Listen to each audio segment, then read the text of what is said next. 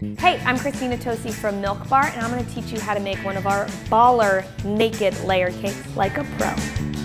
At Milk Bar, we don't frost the sides of them because my perspective is that I spend so much time thinking about the flavors and the layers and how we're building them up into a perfect bite that seems like a real bummer to cover them with frosting. And to be clear, I'm probably the world's biggest frosting fan. The formula of the cake is very regimented. You have to start with a flavor of cake itself. There's always a cake soak. We always have 2 spreadable fillings and 1 textural filling. We put the easier to spread filling down first, then we put the textural layer down, and then the next spreadable filling, and then you do that all over again. And then you get to choose what you want to put on top, and then you decorate. We plot out the rounds of our cake, knowing that we want 3 layers of cake.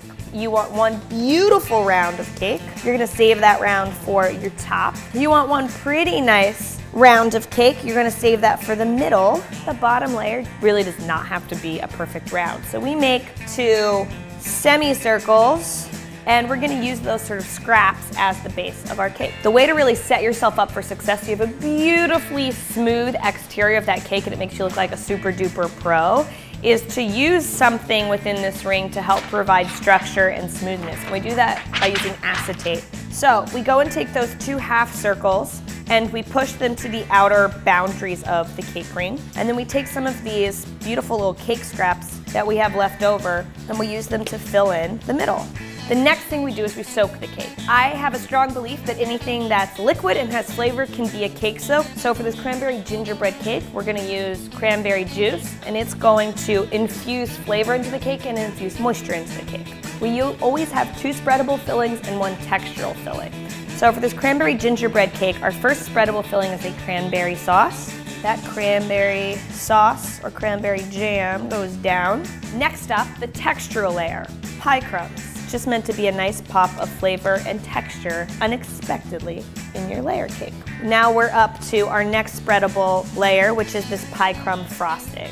It will naturally want to pull up a little bit. I like to think about making figure 8s with my strangely bent spoon. That's typically what helps keep all the filling down. So we're gonna use our second most beautiful round for the middle layer. If you have any spaces where you can see the last layer of filling coming up, you can always take some of your cake scrap and nuzzle that into the edge. So, second layer of cakes down. We're gonna do the cranberry juice for cake soak. We're gonna throw some cranberry sauce into the mix. We're gonna do our textural layer of pie crumbs, pie frosting. Remember, we're gonna take that beautiful round. That's gonna be the top of our cake.